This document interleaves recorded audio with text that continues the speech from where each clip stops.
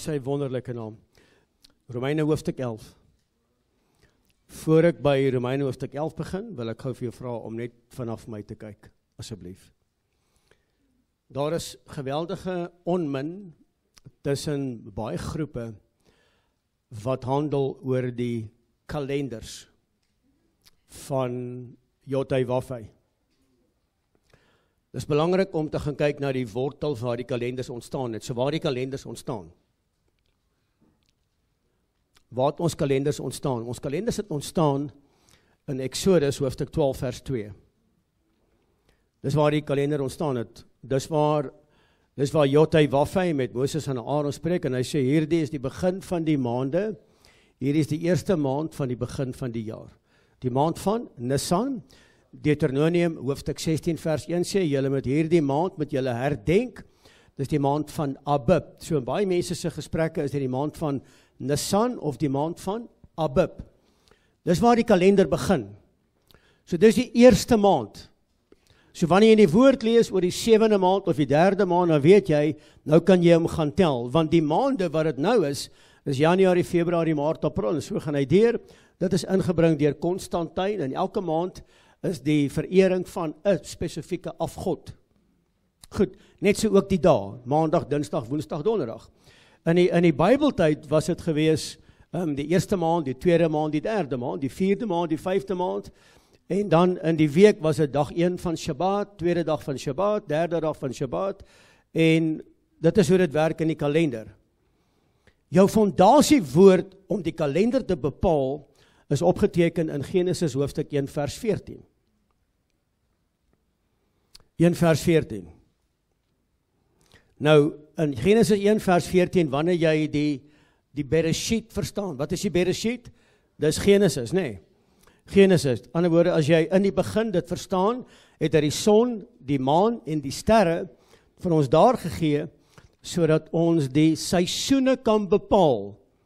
Daai seisoene is Moedim. Dis seisoene wat vir Vader belangrik is. Daai seisoene gaan gepaard met sy afsprake wat hy met my en met jou het. En dit behoort aan hom. So met ander woorde, as iemand my vra, so Frik, wat se kalender volg jy? Dan sê ek volg die woordkalender. Of die Hebreëse kalender. Of ek hanteer die Bybelkalender. Dis wat ek volg. Met ander woorde, die maan is 'n getuie in die hemel, wat met die getuie op die aarde ooreenstem. Kan ek gou verduidelik? So, op die eerste dag van die maand van Abib, kom ons maak gou so, dis die maand van Abib vir almal reg? Die maand Abib, in 'n woorde, dit is wanneer die maand intree, die eerste dag van die nuwe maand. Nou, in hierdie jaar was dit die 31ste Maart. So, kyk hoe werk dit nou, die 31ste Maart was dit wat se maand? 'n nuwe maan. Het jy die maan gesien? Nee, hy was weg. Hier by die tweede dag, toe sien jy die sliver. So lyk die maan nou. Die maan is vol, nee. Dan kyk nou, dis die getuie in die hemel. Die maan is die getuie in die hemel, om aan te dui die Moedim in maand 1. Goed, die getuie is op die aarde. En die getuie lê in die gars. Op die eerste dag van Abib is die gars groen in die oor. Het jy al gehoor van daai uitdrukking? Hy's groen in die oor. Dit beteken hy's nie reg nie. 14 dae later in die maand van Abib is die gars reg. Dan word hy 'n waaioffer. So in daai 14 dae is daar baie goed wat gebeur. Maar die getuie in die hemel en die getuie op die aarde. Dis belangrik wat ek nou vir jou gee. Ek gaan dit later vanmiddag met julle in detail behandel. Ek wil net vanaf julle wys, na aanleiding van Romeine hoofstuk 11, vers 17 tot 25, hoe belangrik dit is om die kalender te volg wat belangrik is vir Vader, in terme van sy getuies in die hemel en op hierdie aarde. Die son, heiliglik, is nie warm nie, hy is ook nie koud nie. Hy is perfek. Hy's perfek geplaas in die equinox, hy's perfek geplaas sodat die gars oor hierdie seisoen perfek groei onder die spesifieke gekontroleerde hitte. En die son is die simbool van lig, son van geregtigheid. So dis my baie belangrik dat julle sal kennis neem dat daar getuie in die hemel en 'n getuie op die aarde is. Ons gaan 'n bietjie later vandag, as die tyd ons toelaat, gaan ons kyk die son, die maan en die sterre. Wat soos rol speel die sterre met betrekking tot Vader se Moedim, Genesis 1 vers 14. Ouens kom met die sonkalender, hulle kom met die Henoch kalender en dan die Sadok kalender. En allerhande kalenders is vir hulle reg. En ek respekteer hulle sienswyse. Maar dit is vir my belangrik dat die woord homself moet verklaar. Die woord verklaar. Ek kan nie buite Bybelboeke gebruik of ander kalenders gebruik behalwe die kalender van die woord nie. En dit is my belangrik. En jy kan vir my verskil asseblief en is okay. Ons kan nie met alles saamstem nie. Wat vir my belangrik is, vir argumente dalwe, ons is op hierdie stadium 2 huise, ons is die 10 stamme van Israel, en ons is die 2 stamme van Juda. So wat is die begeerte van meester Yeshua? Dat hierdie 2 stamme een word, met ander woorde, om die huis van Dawid te herstel. En wanneer die huis van Dawid herstel word, dan is dit met ander woorde die volheid van die tyd. En dis nie baie ver van nou af nie. So waar lê die probleem? Die probleem lê by ons. En die probleem lê by die Jood wat gekontamineer is. Met goed wat die Jode doen, wat ook kabbalisme is, en wat deurtrek is met vrymesalery, en 1000 dinge, selfs met ons. Selfs met ons. Goed. Wanneer ons Israel toe gaan, en jy praat daar met, het sy of 'n ortodokse Jood, en of 'n messiaanse Jood, is die vraag, wie aanbid julle? En as jy sê Here, dan luister hulle nie verder vir jou nie. As jy sê ons aanbid Jesus Christus, luister hulle nie vir jou nie. Dan kom hulle teen jou. Hoekom nie? Want Jesus het ons gaan vermom dat hy is 'n God sonder reëls. En hy is 'n God wat ons aanbid, wat agter paganisme aanloop, en die Torah leer, die ortodokse Jood, bly weg. Jy moet hulle doodmaak dat daai woord nie tussen die volk versprei sal word nie. Dis hoekom hulle ons haat. Is julle met my? Hoekom haat hulle ons? Want ons dien 'n ander God wat hulle dien. Almal met my. Alright. So wanneer hulle jou vra, wie aanbid jy? Dan moet jy seker wees van jou saak, jy moet hom ken, wat skepper God is van die hemel en die aarde. Anders het jy moeilikheid, want kom ek sê vir jou, elke Jood in Israel ken sy Torah. Baie beter as wat jy hom ken. So as jy die Torah ken, dan ken jy eintlik die totale woord, want die Nuwe Testament, wat ek nie van hou nie, maar ek gaan dit nou maar gebruik, is eintlik maar net die openbarmaking van al die skaduwese in die oud. Dis hoekom dit een woord is. Dis nie Ou Testament en 'n Nuwe Testament nie. Ek praat vanoggend met iemand, ek kan nie onthou met wie nie, wanneer begin die Nuwe Testament eintlik? As jy nou wil tegnies raak, wanneer begin die Nuwe Testament? Dit begin eintlik by die opstanding. Want tot tyd en wyl die opstanding nie plaasgevind het nie, het die profetiese uitsprake ten opsigte van meester Yeshua ten volle in werking gekom. Maar na opstanding is eintlik die begin van 'n nuwe dispensasie. En dis waar ons uit die bus uitval om 'n ander evangelie te verkondig oor hierdie wêreld, en ons loop agter paganisme aan. Nie julle nie, maar ek praat in die algemeen. Julle sien waar kom dit vandaan? Met ander woorde, wanneer jy Israel toe gaan en jy sê, ek kom van Suid-Afrika af en ek is 'n Christen, moet jy weet, jy is 'n verwerpeling. Want Antiochia het gesê, julle is volgers van Christus. En nou is julle Christene. Julle het nie reëls nie, julle is wetteloos. En die Torah leer my, as jy wetteloos is, leef jy ongeregtigheid. So wie op aarde aanbid julle? Dis doodstil in hierdie plek. Kan jy sien waar lê die probleem?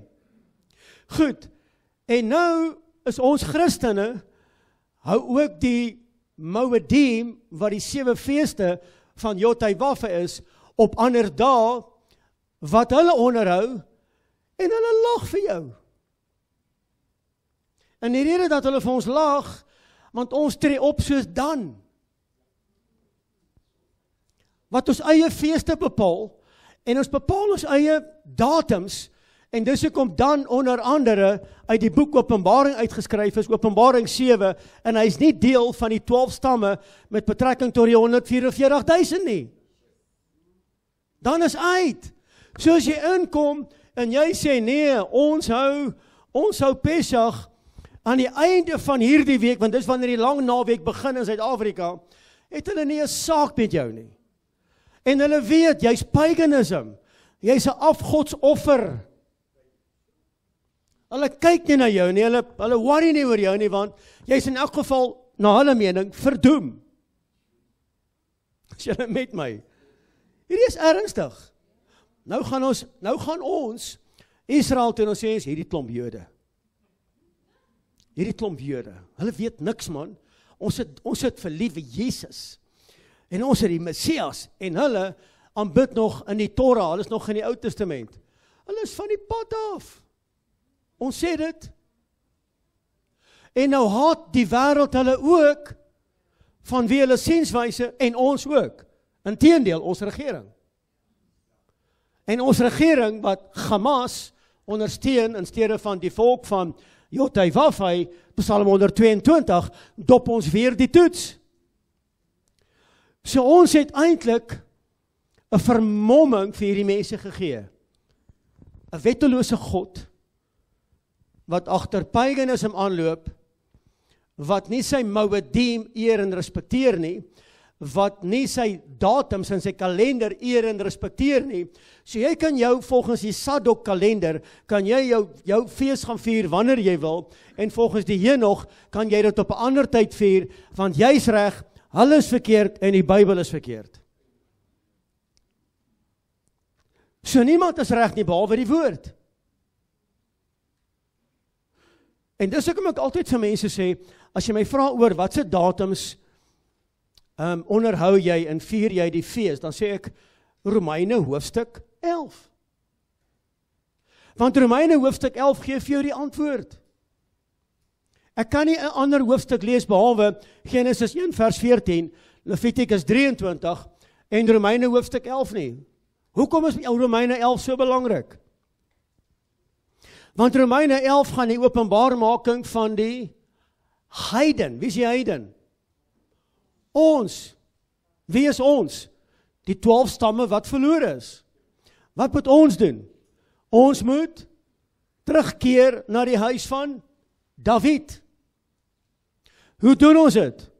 Om dit te doen wat die woord vir ons sê. Goed, so, nou wil ek aan die hand van dit, moet ons Romeine hoofstuk 11 gaan lees. Veral in lyn met die kalender en die datums. Julle sal sien dat ons datums is in lyn met die datums huidiglik nou in Israel. Huidiglik is dit dieselfde. En die rede dat ons dieselfde is, want Romeine hoofstuk 11 verklaar dit. As ons dit op 'n ander datum hou, en hulle gaan van Israel, en hulle gaan kyk op YouTube, en daar's 'n persoon wat Afrikaans verstaan, gaan hy vir hierdie ouens sê, hey, maar menorah tabernakel, en die woordjie menorah, laat die Jode regop staan, want dis 'n belangrike embleem in Israel. En wanneer hierdie ouens sien, en daar kom 'n vertaler in, hy sê maar, hierdie ouens praat oor die Messias, oor hierdie datum, dan moet hierdie ouens sê, wow, maar dan die Messias reeds gekom, as die lam van Elohim. Nou gaan hulle verstaan, dit is wat Johannes gesê het, daar is die lam van Elohim, waar die sondes van die wêreld, en nou kan hulle verder gaan, in steede om 'n skaduwee te aanbid, van 'n lammetjie in Exodus, in die realiteit kom, om Yeshua te aanbid, as die enigste Messias. Want ons datum stem ooreen. as ek 'n ander kalender volg my datum is nie, hulle kyk nie eens vir ons nie. Hoor my stemmetjie. Hulle kyk nie eens vir ons nie. So mense, hierdie is alles deel van covenant. Is julle nog hier? Is julle met my? Askies, stem julle saam? Okay man, nou gaan ek julle skok. Is julle met my? Stem julle saam? Dankie. Iemand sê ja. Stem julle saam? Is reg? Right. Halleluja. Romeine hoofstuk 11 vers 17. Voor ek aangaan. Daar is 9 verborgenhede wat Yeshua, meester Yeshua aan Paulus geopenbaar het. Askies, kyk geweer vir my. Wat het Paulus gedoen? Hy het die ware evangelie gevat, waarheen? Na Europa toe. Na Europa toe. Alright. Hoekom het hy dit gedoen? Want die wortel van die woord wat uit Israel uitkom, waar die wortel is, het geweier om die tak te dra. Hulle het in ongeloof gekom in die Messias, en dis hoekom die wêreld te laat en hulle die Messias doodgemaak, want die wortel het die oorspronklike lam van Elohim, die inenting, het hulle verwerp.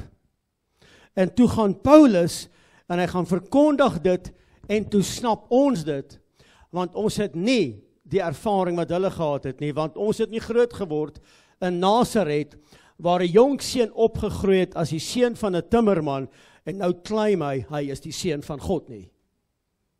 En die konsep is vir hulle moeilik. Almal hier, weet jy hoe sukkel jy om mense uit Kersfees uit te kry? Weet jy hoe sukkel die Jode om meester Yeshua uit Nazareth uit te kry? Dis dieselfde konsep. Goed, vers 11, as kies vers 17.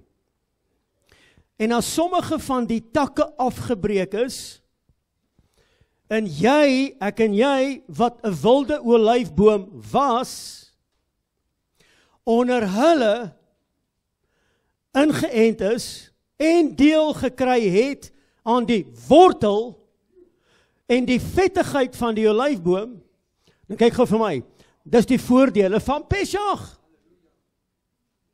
Hier sê die woord, ons almal was op 'n stadium wild. As ek jou storie vandag moet vertel, hardloop hierdie ouens weg. So, ek gaan nou weer vir jou gee, en as sommige van die takke afgebreek is, en jy wat 'n wilde olyfboom was, kyk gou vir my mooi, ons het nader gekom deur wat? Nee, deur die hartsbesnydenis. Die bloed is die begin, die bloed is by die brandofferaltaar. Ek moet nou inbeweeg na die heilige toe. Die heilige is die besnydenis. Ek gaan deur die doopwater. As ek deur die doopwater gaan, dan begin ek leer. En dan gaan ek na die allerheiligste toe. So waar die woord ontstaan? In Israel. Waar is die woord geskryf? Waar is die woord geskryf? So aan watter wortel is ek en jy ingeënt? Israel. Ons is ingeënt in die wortel, Israel. Met ander woorde, ons is die tak. Alright. So ons het deel gekry het aan die wortel en die vettigheid van die olyfboom. Met ander woorde, ons het die voordele van Abraham, ons het die voordele van Isak en Jakob, en ons het die voordele van Pesach. Want ons was ver, maar ons het nou naby gekom, hoor mooi, nie meer as 'n huurling of 'n uitlander nie, maar as 'n kind van die land. Burgerskap. Burgerskap. 'n ID-dokument. Vers 18. Moet dan nie teen die takke roem nie. Met ander woorde, jy wat die tak is, moenie dink, jy het gearriveer en die volk van Elohim is verdoem nie. Moet dan nie teen die takke roem nie. En as jy roem, dit is nie jy wat die wortel dra nie, maar die wortel dra jou. Jan Hendrik? Die wortel dra jou, met ander woorde die verbond in Abraham, Wat is die belangrikste hoofstuk in die hele Bybel? Genesis, hoofstuk 12. Die roeping van Abraham. As dit nie vir Abraham was nie, was ek en jy nie vandag hier nie. Abraham is een van die vaders van meester Yeshua. Abraham, Sarah, Isaac, Rebekka, Jakob,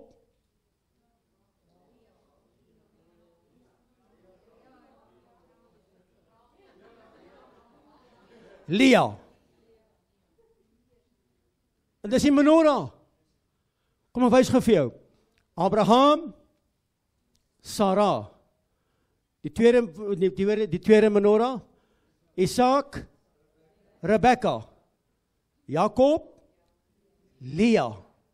In die middel, fondasie, rots, meester Yeshua. Weet julle hom?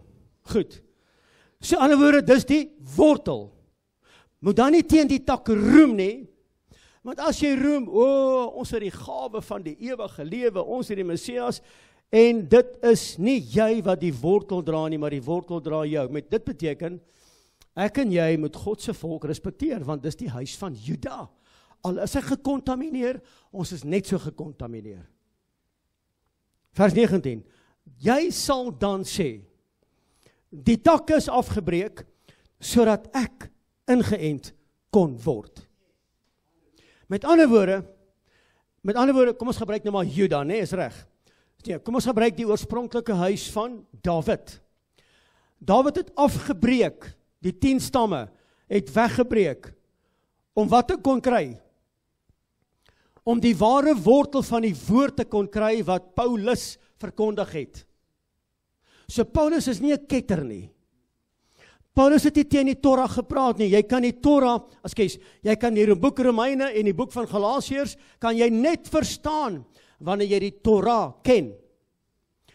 Paulus sal nooit iets gedoen het, wat meester Yeshua nie gedoen het nie. Alright, nou sê hy, jy sal dan sê, as die takke afgebreek is, sodat ek ingeënt kon word. Goed, uitroepteken. Hier kom die skok. Deur ongeloof is hulle, wat die volk is van Jotai Wafai, afgebreek. Kyk gou vir my, daar het 'n egskeiding plaasgevind. Julle is hardnekkig, julle harte is verhard, julle verstaan nie die ruach nie, julle harte word nie besny nie, want Paulus en Petrus het vir 14 dae beklei in Jerusalem oor die besnydenis en die hartsbesnydenis. En Paulus sê vir hulle, Paulus kom by Petrus, hy sê, Petrus, snap, Petrus kom uit die viswaters uit. Paulus was 'n student van Gamaliel. Hy sê, Petrus, hoor my, asseblief. Julle ouens wat Jode is, kan nie hierdie heidene besny, maar julle leef soos hooligans nie. Julle kan nie daai boodskap, julle kan nie daai voorbeeld, julle is die wortel, Petrus, julle kan nie die takke leer wat julle doen nie. Los die besnydenis. Petrus, jou hart moet besny word, want hier maak jy die keuse, nie meer die vooruit nie, hier maak jy die keuse, want die eerste huwelik, wat die voorvaders met die hande besny het, was 'n mislukking. Jeremia 31, ek kom gee aan julle nou 'n internal Torah, dat dit hier en hier sal wees. Petrus, hulle beklei vir 14 dae. Gaan lees dit. 14 dae is hulle in 'n gesprek, hulle roer mekaar. Alright, goed. Deur ongeloof is hulle afgebreek, maar jy staan deur geloof. Pesach familie, die volk van Elohim, die oorspronklike volk, is afgebreek. Hulle weet nie wie is die Messias nie. Hulle erken hom nie. Want Hitler het gekom en hy het gesê, ek is 'n Christen, ek gaan dit vir julle doen en dit vir julle doen. Hy het gelieg. Hy het hulle verwoes. En so het al die mense gekom en vir hulle gelieg en gesê, hulle is Christene. En hulle gaan dit en dat en dit vir hulle doen. Inteendeel wil hulle doodmaak as gevolg van dit wat ek nou met julle behandel. Want hulle het nie verstaan waar kom dit vandaan nie, want hulle het nie die Messias aanvaar nie, en inteendeel, hulle het hom doodgemaak. En daarom kry jy die anti-seministe. Alright. Hy sê, goed, deur ongeloof is hulle afgebreek, maar jy staan deur die geloof. Geloof in wie? In die lam van Elohim. Alright. Moenie hoogmoedig wees nie, maar vrees hom. Is julle met my? Alright, kom ons gaan aan. Want as Jotawaf die Almagtige die natuurlike takke nie gespaar het nie, sal hy miskien jou ook nie spaar nie. Neem kennis vir jou hoogmoed. En dat jy 'n Torah observer is, en net jy is reg, en net ek is reg, en ons het dit bereik, en ons het dat bereik, en ek het hierdie verhouding, en jy daai, en hulle is verkeerd, jy is net die tak, en jy word gevoed met die wortel. En die wortel is die oorsprong van sy woord, die huis van Dawid. Goed, vers 22. Is lekker as jy die Bybel so verstaan, hè? Goed, let dan op, kyk gou vir my, let op, wat sê die onderwyseresse, Annetjie, waar is jy, skoolhoof? Let op, klas. Let op die goedertierendheid en die gestrengdheid. Kyk gou vir my. Let op die genade, maar ook die strengheid om in my weë te wandel. Moenie dink, omdat jy geloof het in Meester Yeshua, jy kan maak en doen wat jy wil nie. Let op, dan die goedertierendheid en ook die gestrengdheid van Jotawaf, die Almagtige, gestrengdheid oor die wat geval het, maar goedertierendheid oor jou, as jy in die goedertierendheid bly, anders sal jy ook afgekap word. So jy kan vandag hier sit by Pesach, en jy is op cloud 9 in terme van jou geloof, maar wanneer jy besluit en wanneer jy mislei word en verlei word, deur predikers en deur hierdie dinge van die wêreld, kan jy ook afgekap word. So met ander woorde, eenmaal altyd gered, doppetoets hier. Die woord verklaar homself. Vers 23. Maar ook hulle sal, dis nou hulle, as hulle nie in die ongeloof bly nie, ingeënt word. Wie's hulle? Wie's hulle? Die Jode. Kom ons vir hierdie gesprek. Ok, kom ek maak die search nou oor. Hebreërs, Judeërs, Jode, Israeliete. Alright. Hy sê, maar hulle sal, ons het dit nou, en omdat ons dit het, moenie hoogmoed kry nie, jy kan afgekap word. Want hoogmoed was die eerste sonde in die hemel. Wie het dit gepleeg? Lucifer. So, Satan. So moenie toelaat dat jy begin wandel in hoogmoed en ek het gearriveer, jy kan afgekap word, jy gaan dit nie eens weet nie. Vers 23. Maar hulle sal, as hulle nie in die ongeloof bly nie, ingeënt word, want Elohim is magtig om hulle weer in te ent. In wat? In die bloed van die lam. Met ander woorde, in die ware offer. Meester Yeshua, is julle met my? So, vers 24.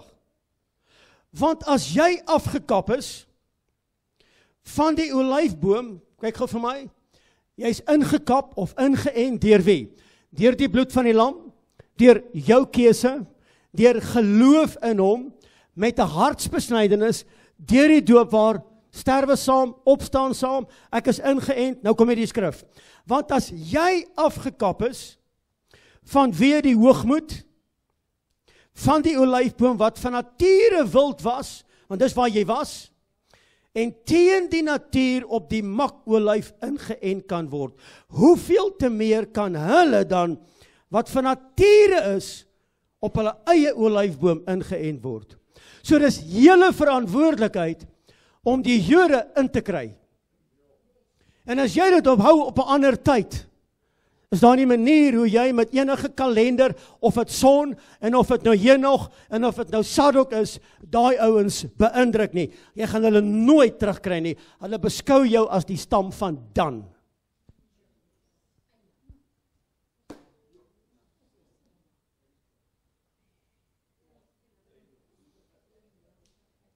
Dis die kalender.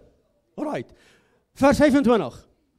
Want ek wil nie hê, broeders, dat julle hierdie verborgenheid nie moet weet nie. Met ander woorde, hier word 'n geheim geopenbaar. Broers, ek wil nie hê dat julle hierdie verborgenheid nie moet weet nie, sodat julle nie eie wys mag wees nie. Dat die verharding teen Israel gekom het totdat die volheid van die heidene ingegaan het. Kan ek gou verduidelik? Kan ek verduidelik? Alright. Want ek wil nie, broeders, Pesachgangers, ek wil nie dat julle hierdie geheim nie moet snap nie. Snap hom. Dis wat hy sê. Alright. Julle moet dit weet, sodat julle wat die Messias het, julle wat die hartsbesnyders ondergaan het, julle wat ver was, julle wat 'n huurling was, julle wat 'n vreemdeling was, wat nie die reg gehad het om te eet van die Pesach nie, maar julle kan nou die voordele van die Pesach geniet, want julle is ingeënt, julle was wild, maar julle is ingeënt in die makwalyf deur Meester Yeshua, dat julle nie daardeur eie wys sal wees nie. Moenie die datums volg wat jy dink is reg. Moenie eie wys wees om jou feeste te bepaal op jou datums, en die name te gebruik wat jou pas nie, jy moet die name gebruik wat in Exodus 3 geopenbaar word, ja, is die verbondsgod, ek is. Moenie eie wys wees nie, dat die verharding, want nou raak jy verhard teenoor Israel, want hulle wil die Messias nie aanvaar nie, dis my skuld en jou skuld, want ons gee hulle 'n vermomde Tammuz, Yeshua. Ons verkondig 'n ander evangelie. Ouers, is julle met my of nie? Ek sien beeste by 'n toehek. Hulle staan doodstil. Wie maak die ek oop? Alright. So, dat die verharding teenoor Israel, oor Israel gekom het, totdat die, wat beteken die volheid? Hoor my, die volheid van sy Torah in jou manifesteer, sodat jy daardeur sy volk kan intrek, in geloof, in die Messias. Dis jou funksie. Kom ons gaan Israel toe, kom ons pak op.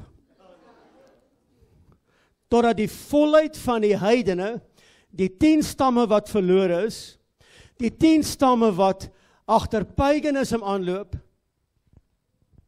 daai 10 stamme, hulle volheid bereik, deur my Torah, wat die wortel is, julle was wild, julle is ingeënt, en daai geloof, bring die Jode terug, na my toe. Hierdie is groot. So met ander woorde, julle het afgedwaal, ons het teruggekom, ons geniet die voordele van die Pesach.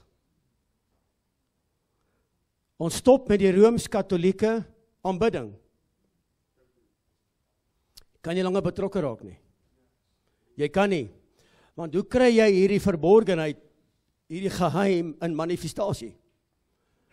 As jy dit doen, sal die volheid van sy Torah nooit in die heiden, in die 10 stamme, manifesteer. Met ander woorde, die huis van Israel kan nooit weer een word nie. Want ons hou vas met dit. Die verharding teenoor Israel, waar die wortel is, ons moet hierdie ouens terugtrek na die geloof in Meester Yeshua, en hy bring mense soos julle by mekaar oor hierdie Pesach, waar die remnant is, julle is die afgesonderdes, en mense, kan ek vir jou gou sê, herlewing, wie wat is herlewing in hierdie laaste dae? Herlewing is wanneer die volk gaan terugkeer na sy Torah. En ek sien dit. Ek sien dit op Facebook, ek sien dit in die kringe, ek sien hoe mense praat, en herlewing is besig om plaas te vind. Daar's 'n tsunami van Shabbat, wat reg oor die wêreld terugkeer om Abba te eer en te verheerlik. En die Jode check dit. Hulle check hom. Daar's 'n herlewing wat plaasvind dat ons uitbeweeg uit die katholieke sisteem. Want die hier kan ons nie. Want die hoerkerk, ek het gekyk, okay? Die hoerkerk is Babylon. En Babylon het susters. En daai susters het dogters. En die dogters is hier. En omdat die dogters hier is, beskou die Makwelief ons as paganism, Tammuz, aanbidders. En ek en jy moet terugkeer. En ongelukkig het die kerk die egskeiding gebring. Weet julle, toe ek klaar geswat het vir my teologie kwalifikasie, het dit my seker 3 jaar geneem om te unlearn wat ek geleer het. Nou vra mense vir my, hoorie Frik, waar kan ek gaan studeer? Ek kan jou nie help nie. Ek kan jou regtig nie help nie. Nee, maar ek weet, maar waar begin die ouens, Louis? Tian, ja, dit is so, maar waar leer ons? Ja, maar ek weet jy by jou huis, maar dit is moeilik. Wie leer by julle huis en niemand nie? Ja. Parasha. Dit leer jou, dit ken jou, dit leer jy die skaduwees, dit leer jy die realiteit. Maar ouens, let's face it, die parasha is baie werk. En as jy in 'n besigheid staan, of jy werk in 'n boerdery, of jy's, selfs ek wat in die bediening staan, mense, daar's 'n fyn lyn in my lewe. Fyn lyn. Wanneer ek voorberei, en Philip sê, my Bybels lê oop, het dit niks te maak met my verhouding nie. My verhouding met moet iets anders wees. Ek kan nie op dit wat ek leer is kennis, maar my verhouding is 'n ander konsep as die kennis. So ek kan nie my verhouding laat skade ly om kennis in te win. Jy kan al die kennis in die wêreld hê en jy's verdoem. En ek dink te veel kennis in jouself is ook 'n probleem, want dit bring jou in 'n posisie van hoogmoed. Puffed up, dankie Johan, puffed up. So dis my belangrik om te sê, Abba, ek is afhanklik van U. Abba, leer my asseblief. Abba, ek is die eenvoudige, openbaar hierdie goed in die eenvoudiges. Ek kan nie verstaan dat 'n dokter of 'n professor wat boeke skryf vir 'n universiteit sê, die Shabbat is weg nie. Hoe op aarde, my broer, maak jy daai som? Dankie, André. Hoe werk dit? Ek en Amelia sit met ons hande in ons hare, ons vra vir mekaar, my liefie. Daai klein seentjie vir my nou die dag, nou loop ons in by 'n winkel, nou sê iemand iets vir hom. Hy sê daai mens, daai kindertjies is lelik. Ek sê, wees kwaai man, hy maak so.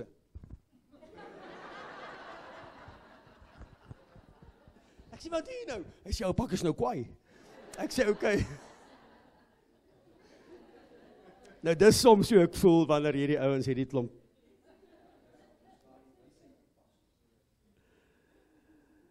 Mense, so in hierdie seisoen is regtig my gebed dat Vader aan ons land, aan ons predikers van ons land, en ek sê nie ek is reg in alles nie, ek het baie om te leer. Ek dink ek ken maar die puntjie van die ysberg, as dit so baie is. Dat Vader net ons mense sal laat red, dat ons terug sal keer na sy weë toe. Vers 26 van Romeine. En so sal die hele Israel gered word. So wat is die begeerte van Meester Yeshua?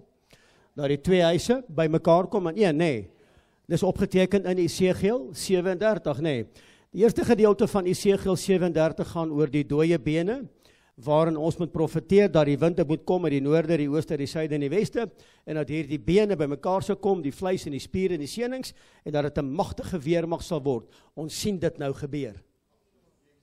Ons sien dit gebeur. Mense regtig, hoor vandag vir my, in Amerika, in Kanada, in Nigerië, het ons mense in China, Rusland, ons het mense in Paraguay, ons het nou mense in Oman wat nou beginne, Daar's reg oor die wêreld, kom dit in. En so sal die hele Israel gered word, soos geskrywe is. Die verlosser sal uit Sion kom, en sal die goddelooshede van Jakob afwend. Alright, so nou kom die woord in Exodus 12 vers 44. Nou sê die woord, maar elke slaaf wat 'n man met geld gekoop het, die moet hy besny. Dan kan hy daarvan eet. Dis die Afrikaanse 33 vertaling. Die Scripture Bible, wie het hom hier vandag? Die Scripture Bible sê die volgende, hoor mooi, hoor wat sê die Scripture Bible, hy sê, but any servant, a man has bought for silver. When you have circumcised him, then let him eat. Met ander woorde, hierdie skrifverwysing in Exodus 12 vers 44, gaan oor 'n man, sy naam is Meester Yeshua, wat verkoop is vir silwer. Ons behoort aan hom. Hy het vir ons die prys betaal as slawe van Egipte, as slawe van Babylon. Hy het ons kom loskoop, en hy wil hê dat ons harte moet besny word, en hy gee ons die inspraak van sy ruach, in Handelinge 2, en nou het ons die voordele om te deel aan Pesach. Want my hart is besny. En nou kan die volheid van die heiden na vore kom, want nou weet ek waaroor dit gaan. Want ek is nie meer dit nie. Goed, bly gesaam met my asseblief na die boek van 1 Korintiërs, hoofstuk 6, vers 19 en 20. 'n baie bekende gedeelte. Alright, kyk gou vir my as jy hom het. Ek wil vandag met jou gou gepraat, net vandag oor, okay, kom ek vra gou die vraag, kom ek vra hierdie kant, is julle harte besny? Dis baie oortuigend. Moet ek terugkom na julle toe, okay. Is julle harte besny? Dankie, ja, dit klink baie beter, klink dit beter? Johan, is julle harte besny? Is julle harte besny? Julle het moeilikheid. Julle het moeilikheid. Goed. Omdat julle harte besny is, moet julle vandag weet, wat is jou posisie? Wie woon in jou? Okay, baie sê die Heilige Gees, baie sê Yeshua. Wie sê die Heilige Gees? Hande op. Hande op. Wie sê Ruach? Ruach. Okay, wie is die Ruach? Is dit Yeshua? Goed. As dit Yeshua is, dan beteken dit twee goed is aanwesig in jou lewe. Wat is dit? Onthou net, ek roep hemel en aarde vandag teen jou, wat jy vandag sê. So as jy vir my sê, dat Ruach woon in jou, met ander woorde, Yeshua, wie woon dan in jou? Die Gees en die waarheid. Want die woord is die waarheid. Wie is die waarheid? Dis Yeshua. So wat maak die Gees? Die Gees maak die letter lewend. As ek die letter lees, dus ek om ouens gaap as hulle Bybel lees. Die woord maak hom dood, hy gaap. Maar reels 2 ure. 2 ure.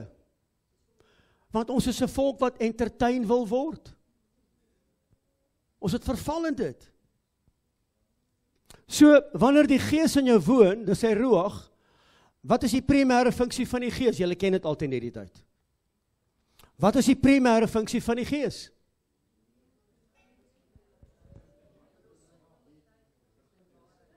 Genade?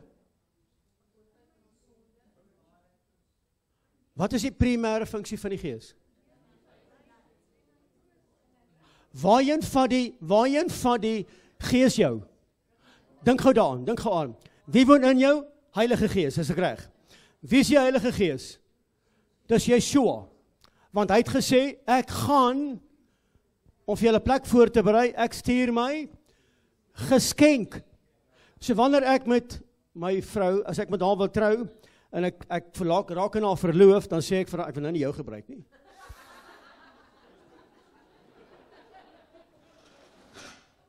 Ek wil haar gebruik. So, kom staan by my. So, ek raak in haar verloof. Dis een van die 12 stappe van die huwelik. En ek sê vir haar, jy's my verloofde, en die verloving is baie meer ernstiger as die werklike huwelik self. Want die verloving is 'n wagperiode. Alright, dink nou weer aan Ruach en ek en jy. Dis belangrik hierdie. En ek sê vir haar, ek gaan om vir jou 'n plek voor te berei. Hou die glas vas. Nou daai geskenk wat ek vir haar gee, in meester Yeshua se geval, is die Ruach, is die Heilige Gees. So met ander woorde, dis die geskenk. So hy kom gee ons sy geskenk, sodat ons wat kan maak? Dankie my kind. Om in die waarheid te wandel. Dis al. Hy gee ons die geskenk, om in die waarheid te wandel. So wat doen die Heilige Gees? Hy oortuig my van, okay, wat is sonde? Wetteloosheid. So wat doen die Gees? Hy herinner my om nie te wandel in wetteloosheid nie. Kan ek jou skrif gee daarvoor? Weet jy wie skrif het daarvoor? Esegiel 36 vers 24, waar jy kom was met die waterbad van die woord. Hy kom was jou, sodat jy herinner kan word deur sy Gees, hoor mooi, nadat jy 'n hartsbesnydenis ondergaan het, nou is die verharde hart uit, en hy kom leer jou, en hy herinner jou, om te wandel in sy gebooie, en sy feeste, om dit te onderhou. Dis waarheid. Almal met my. Dis wie jy is. Daarom sê Vader, ek soek in hierdie laaste dae, die manne en die vroue wat hom sal aanbid in gees. Dis wat in jou woon. Dis wat in jou woon, gees en waarheid. Goed. Nou wat het meester Yeshua kom doen op Pesach? Hy het daai dwaal en die dood het hy kom betaal. Hy het ons kom koop, sodat ons sy tempel kan wees. Hoe lyk die tempel? Kan ek varkvleis eet? Hoekom nie varkvleis nie? Want in hierdie tempel kan ek nie varke offer nie. By wyse van spreuke. Net so kan ek nie agter paganisme aanloop nie. Want die Romeine het varke geoffer in die tempel, en dus kom die revolt, die Bakkeneers, aeroplane. Waar's die manne, aeroplane, waar's my weermagman? Bakkeneer. Koen, waar's jy? Dion, daar's hy. Bakkeneers, Impala, Bakkeneer, Mirage, daar jy. Sodat die Bakkeneers, die tempel gestorm het, en het skoon gemaak het, en ek en jy moet bestormers word, van die koninkryk van duisternis. So Pesach gaan nou oor dit, lees saam met my.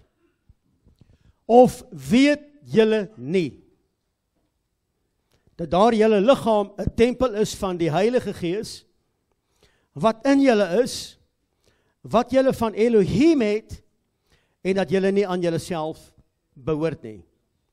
Want julle is, deur wie? Deur die Hebreëse man, wat gekoop is deur 30 sikkel silwer, en ons wat ver was, het naby gekom, en ons is nou 'n kind van die land, nie meer 'n uitlander nie. Verheerlik Jotywaf dan die Almagtige, dan in julle liggaam, en in julle gees, wat aan Elohim behoort. So wat nou gebeur het, dat meester Yeshua is daar die ultimate Hebreëse man in Exodus hoofstuk 12. Hy is die ultimate. So dis nou vir my belangrik dat julle net dit moet weet, en dan in die boek van Efesiërs, julle kan dit net neerskryf, Efesiërs hoofstuk 1 vers 13 tot 14, kom ons gaan gesoen toe. In wie julle ook, nadat julle die woord van die waarheid, so wie woon in ons? Ruach wat? Gees is? nadat julle ook die waarheid, wat is die waarheid? Die evangelie van julle redding. Wat is die evangelie van julle redding? Die Torah. Waarna verwys hy? Exodus hoofstuk 12. In wie julle, nadat julle geglo het, het ons geglo dat die lam van Elohim het vir ons gekom, en vir ons die prys betaal, hy het ons losgekoop van sonde en die dood. Julle glo dit, is ek reg? Verseël is met die Heilige Gees van die belofte. So mense, wanneer jy hom so lees, dan besef jy eintlik, wie is jy? Maar weet julle nie, dat julle is die tempel van die Heilige Gees nie? Wie is die Heilige Gees? Julle moet vra. Wie is die Heilige Gees? Dit is die Gees van Yeshua, die belofte van die Vader. Waar is die belofte van die Vader?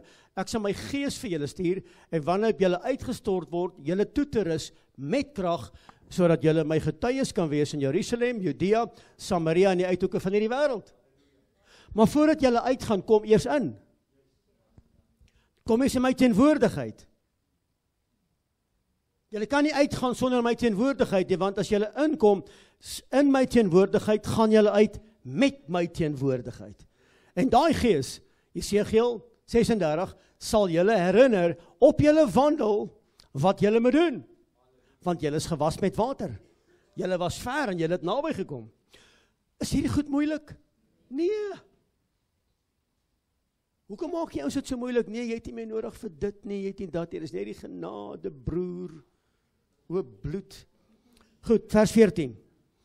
Wat die onderpand is van ons erfdeel, om sy eiendom te verlos, tot lof van sy heerlikheid. So die Heilige Gees is die belofte, dis die onderpand van ons erfdeel.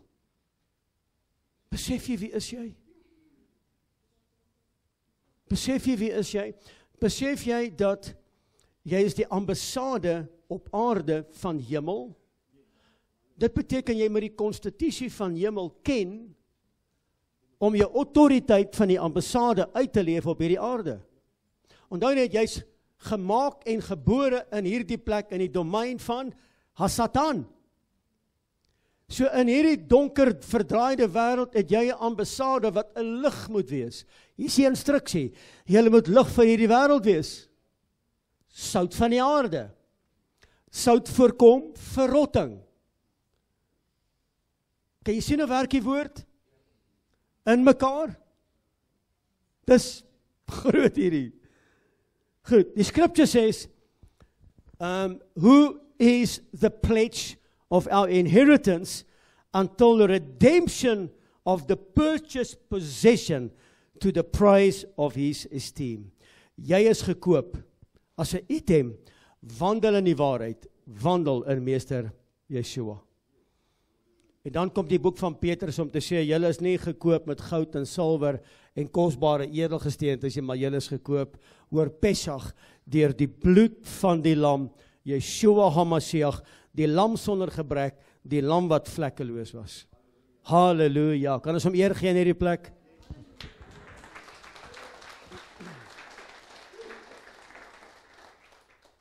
Prys sy wonderlike naam. Bly gou vir my net daar by Efesiërs hoofstuk 2. Efesiërs hoofstuk 2.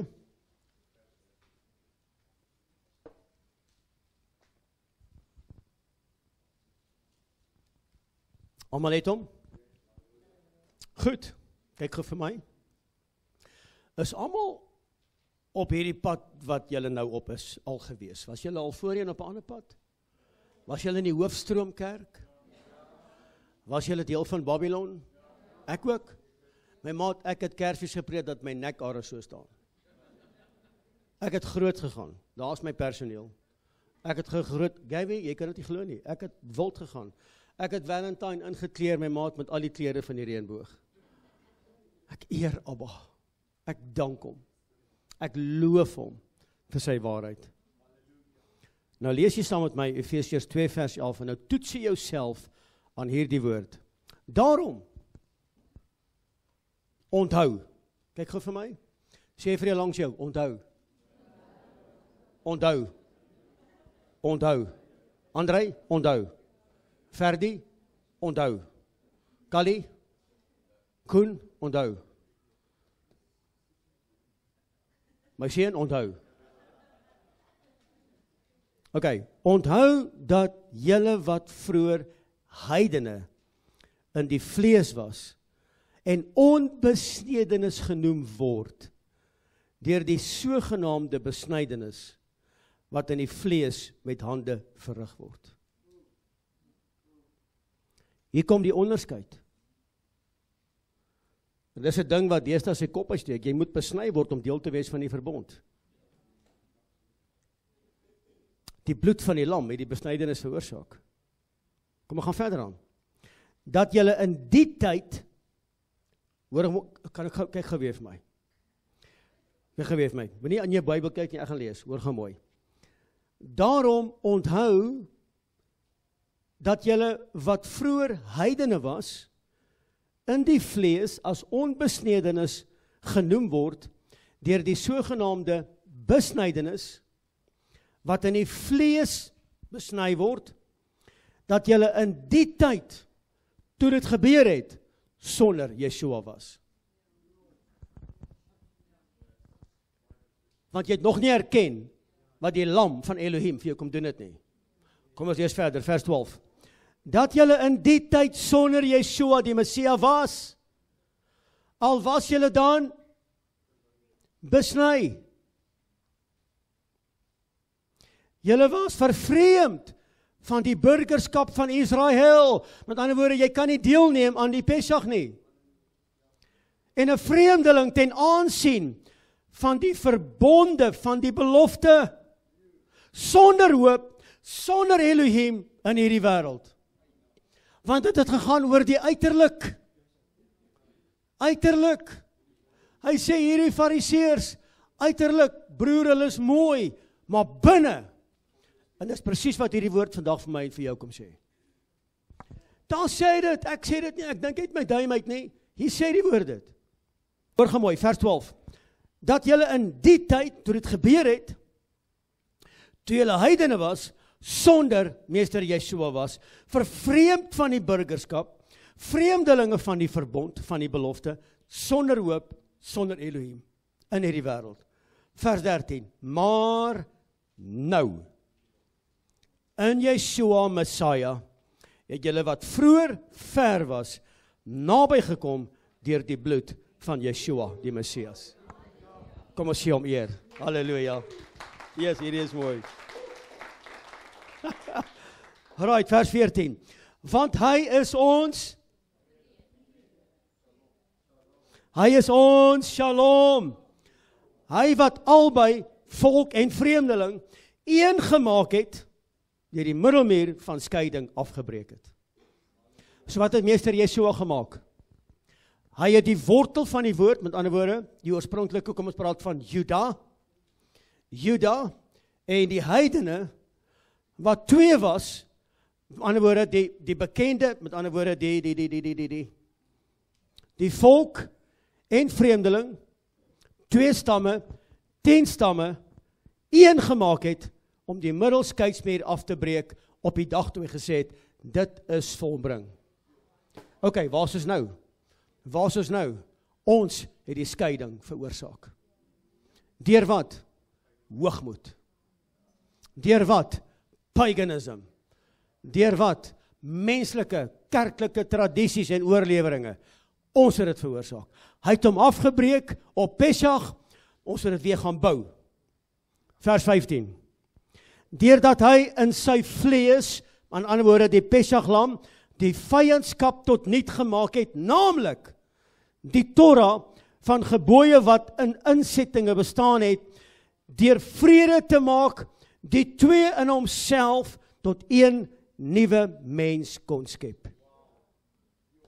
Met ander woorde, die Torah bring eenheid. Hoekom bring die Torah eenheid? Want daar is instruksie. Dogma en religion bring skeiding. Vers 16.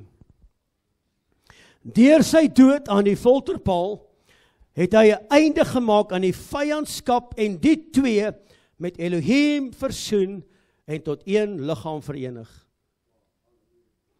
Vers 17-18.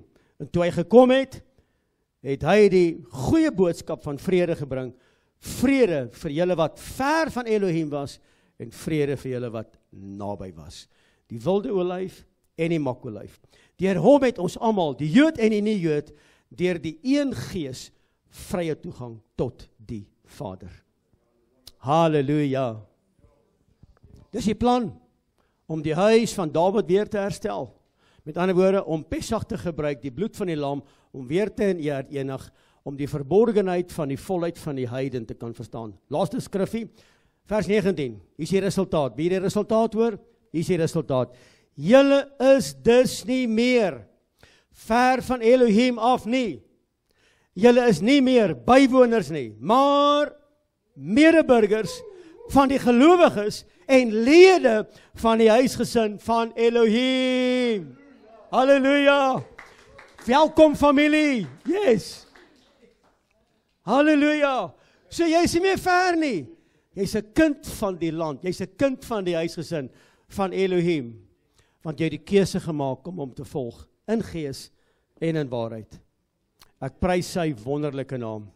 Mense, so dankie dat jy ingeskakel was by hierdie uitsending van Menorah Tabernakel. En volgende week gaan ons aan met deel 2 van hierdie besondere boodskap. En ons gaan so 'n bietjie kyk na die 3 getuienis in die hemel, naamlik die son, die maan en die sterre. En dan 'n groot verrassing vir jou, die 3 getuienis op die aarde. So mense, ons is opgewonde om volgende week aan te gaan met hierdie gedeelte van hierdie boodskap. En weer eens, dankie dat jy ingeskakel is by Menorah Tabernakel se uitsendings op 'n Shabbat. Van my Frik Weideman, tot 'n volgende keer. Shabbat Shalom.